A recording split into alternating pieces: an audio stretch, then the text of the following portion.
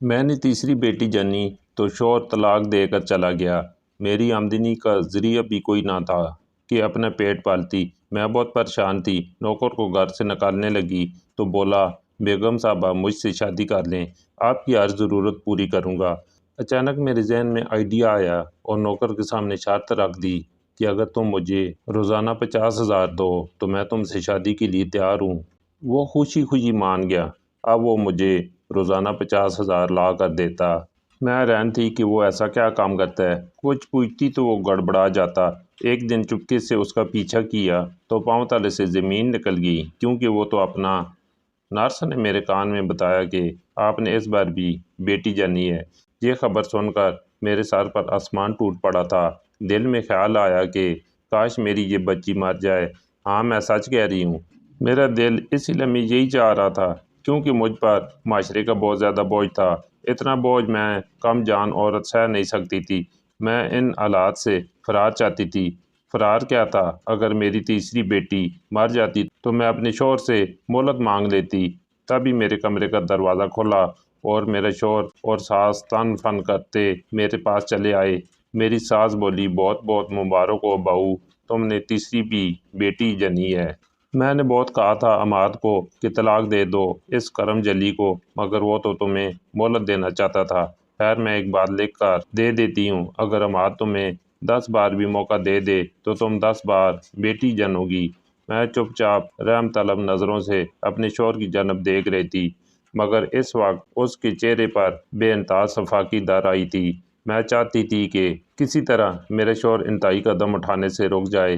عماد بولا، بانو تیسری بیٹی تم ہی کو مبارک ہو، اور ہاں، میں تمہیں طلاق دے کر خود کو تم جیسی منحوس عورت سے آزاد کرواتا ہوں۔ اب تم جانو اور تمہاری ڈھیر ساری بیٹیاں جانیں، آج میری ذمہ داری ختم ہو گئی۔ مجھے اس وقت رونا نہیں آیا تھا۔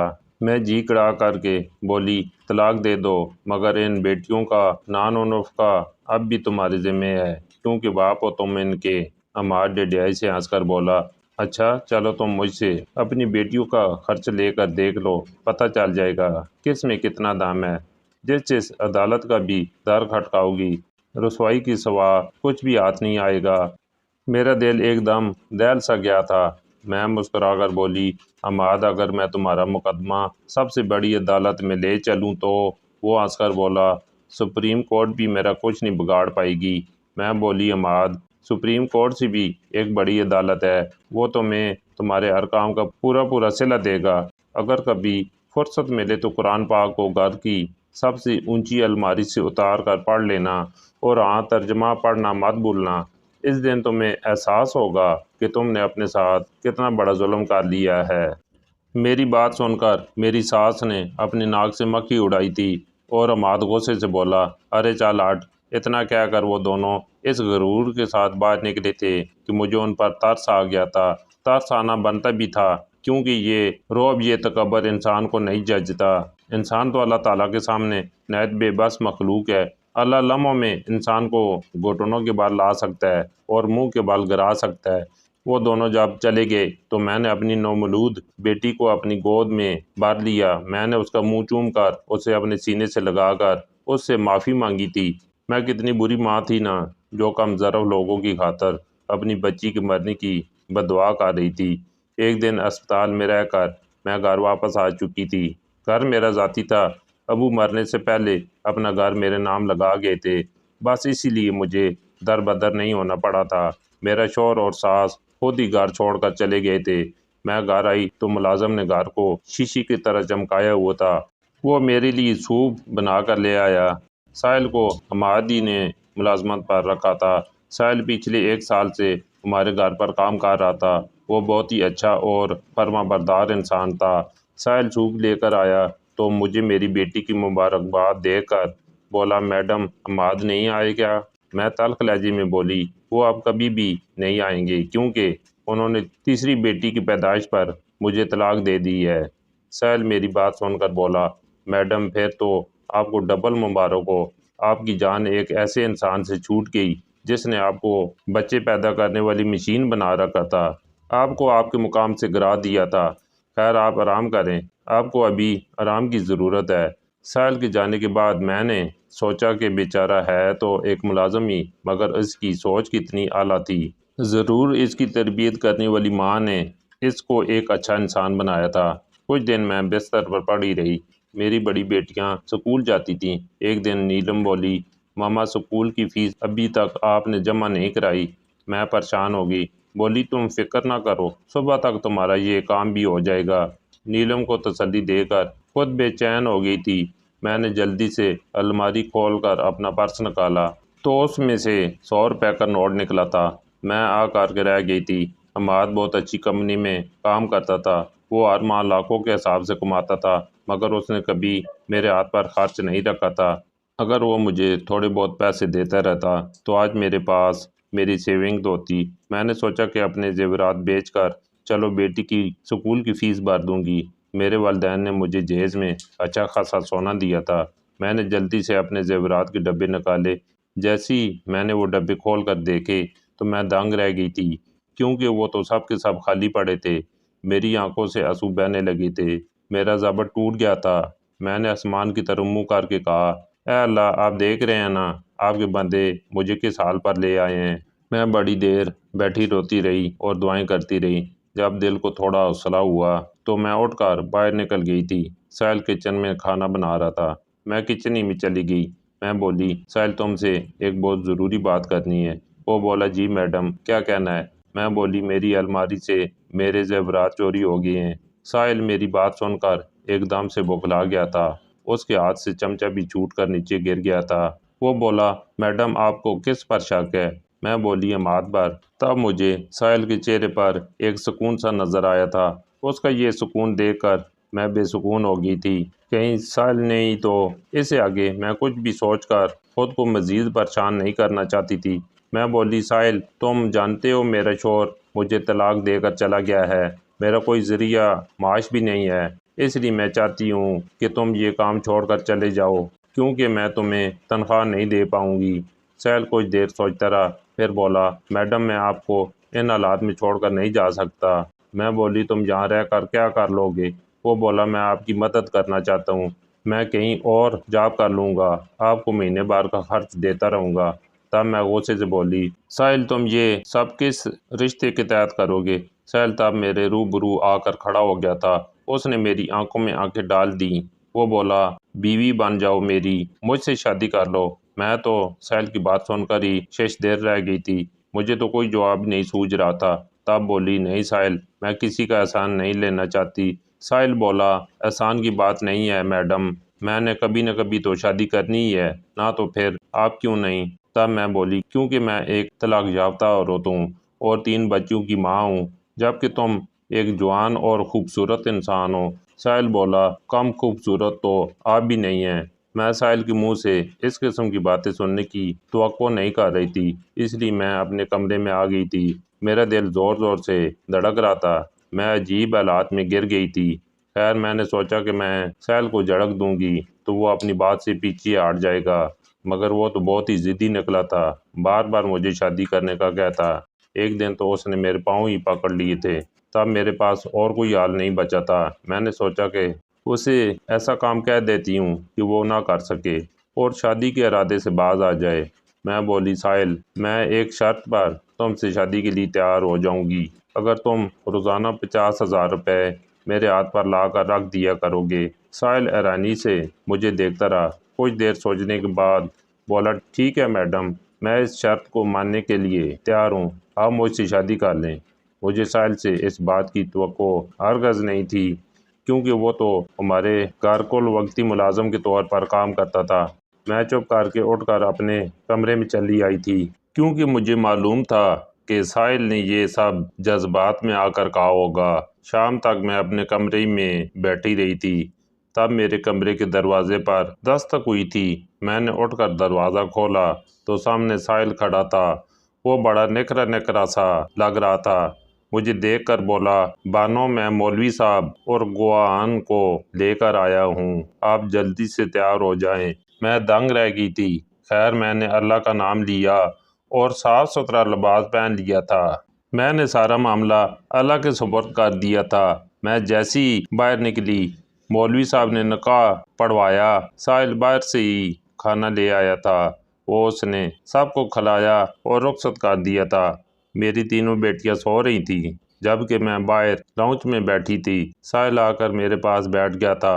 وہ بولا، بانو، تمہیں حاصل کر کے ایسا لگتا ہے کہ میں نے سب کچھ حاصل کر لیا ہے، اب مجھے کسی اور چیز کی تمنا ہی نہیں رہی۔ مجھے ساحل کی بے سروپا باتوں پر ہنسی آ گئی تھی کیونکہ میں جانتی تھی کہ وہ مجھ سے محبت نہیں کرتا تھا۔ ساحل نے خود کو ایک وفادار ملازم ثابت کرنے کی کوشش کی تھی اور کچھ نہیں۔ میں چپ چاپ اٹھ کر اپنے کمرے میں چلی آئی۔ تھوڑی دیر بعد ساحل میرے لیے کھانا لے آیا تھا۔ ساحل بولا، بانو، میں تمہارا بہت خیال رکھوں گا۔ مجھے ساحل کی یہ باتیں اچھی نہیں لگ رہی تھیں، اس لیے میں نے اسے جھڑک دیا اور بولی، ساحل، تم اٹھ کر باہر چلے جاؤ۔ جب تک تم میری شرط پر پورا نہیں اترو گے میں تمہیں اپنا شوہر تسلیم نہیں کروں گی۔ ساحل ایک دم بوجھ سا گیا تھا۔ اگلے دن وہ صبح صبح اٹھ گیا تھا، اپنے معمول کے کام نپٹا کر میرے پاس آیا اور بولا، بانو، میں تمہاری شرط پوری کرنے جا رہا ہوں، میرے حق میں دعا کرنا۔ میں نے سر ہلا دیا تو وہ گیٹ سے باہر نکل گیا تھا۔ میں جانتی تھی کہ ساحل یہ شرط پوری نہیں کر پائے گا، ایک دن وہ مجھے چھوڑ کر بھاگ جائے گا۔ میری بیٹیاں اسکول جا چکی تھیں جبکہ چھوٹی بیٹی تھوڑی دیر کے لیے جاگتی، دودھ پی کر پھر سو جاتی تھی۔ ایسے میں مجھے گھر کاٹ کھانے کو دوڑ رہا تھا۔ مجھے رہ رہ کر ساحل کا خیال آ رہا تھا کیونکہ وہ پچھلے ایک برس سے میرے گھر میں ملازمت کر رہا تھا۔ اس کے ہونے سے بہت تحفظ کا احساس ہوتا تھا۔ اب تو میں بار بار اٹھ کر گیٹ کے لاک چیک کر رہی تھی۔ دوپہر کا کھانا مجھے خود ہی بنانا پڑا۔ ساحل رات 10 بجے کے قریب گھر واپس آ گیا تھا۔ وہ بہت تھکا ہوا تھا، اس کی بہت عجیب سی حالت تھی، ایسی حالت کہ میں اسے دیکھ کر ڈر سی گئی تھی۔ اس نے آتی 50,000 روپے میرے ہاتھ میں تھما دیے تھے۔ میں ان پیسوں کو دیکھ کر حیران رہ گئی تھی۔ میں بولی، یہ کہاں سے لائے ہو؟ وہ بولا، بانو، میں پیسے لے آیا ہوں، کیا اتنا کافی نہیں ہے؟ میں چپ کر گئی تو وہ اٹھ کر باہر نکل گیا تھا۔ صبح گھر سے جانے سے پہلے وہ مجھے بتا کر گیا تھا۔ مجھے یہ لگا کہ ضرور ساحل نے یہ پیسے کسی سے قرض کے طور پر لیے ہوں گے۔ آج بھی وہ رات 10 بجے کے قریب گھر لوٹا تھا، مگر افسوس کی بات یہ کہ آج بھی اس کا بہت ہی برا حال تھا۔ یوں کرتے کرتے ایک ہفتہ گزر چکا تھا۔ اس نے 7 دنوں میں وہ میرے ہاتھ پر 3.5 لاکھ روپے رکھ چکا تھا۔ ساحل کے پاس اتنے پیسے کہاں سے آ رہے تھے؟ میں جانتی تھی کہ اتنا قرض تو کوئی اس کو دے نہیں سکتا۔ ایک غریب آدمی کو کوئی 1000 روپے دینے سے بھی ڈرتا ہے، کچھ 3.5 لاکھ روپے۔ میں ساحل پر شک نہیں کرنا چاہتی تھی مگر میرے اندر کچھ کھٹک سا گیا تھا۔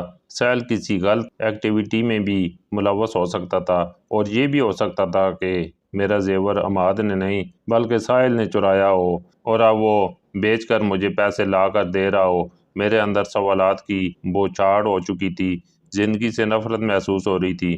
میں یہ سوچ سوچ کر تھک چکی تھی کہ اگر ساحل کرپٹ نکلا تو میں کیا کروں گی، میرا کیا بنے گا؟ اس سوال پر میں چونک گئی تھی۔ میں ایسا کچھ سوچ ہی رہی تھی کہ ساحل کے بغیر میرا کچھ نہیں بچے گا۔